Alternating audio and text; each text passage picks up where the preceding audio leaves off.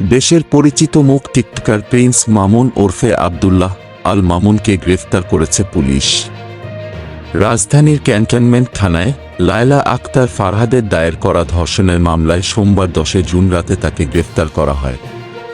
অভিযোগে লায়লা উল্লেখ করেন, মামলার বিবাদী আব্দুল্লাহ আল মামুন ওরফে প্রিন্স মামুনের সঙ্গে আমার গত 3 বছর আগে সামাজিক যোগাযোগ মাধ্যম ফেসবুকের মাধ্যমে পরিচয় হয়। পরিচয়ের এক পর্যায়ে মামুন আমাকে বিয়ে করবে মর্মে প্রলোভন দেখিয়ে আমার সঙ্গে প্রেমের সম্পর্ক স্থাপন করে। সে আমাকে জানায় তার ঢাকায় থাকার মতো নিজস্ব কোনো বাসা নেই।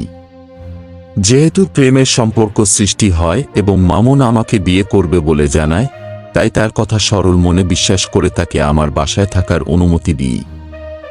2022 সালের 7 জানুয়ারি মামুন তার মাকে সঙ্গে নিয়ে আমার বাসায় এসে বসবাস করতে থাকে।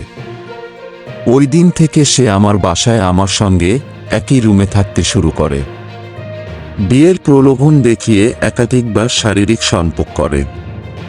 মামুন আমার বাসায় থাকাকালে তার বাবা মা মাঝে মধ্যেই সেখানে এসে অবস্থান করত।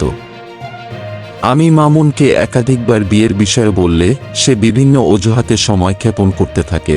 সর্বশেষ চলতি বছরের 14 মার্চ মামুন আবার ধর্ষণ করে। পরবর্তী সময়ে আমি তাকে বিয়ের বিষয়ে বললে সে ক্ষিপ্ত হয়ে ওঠে।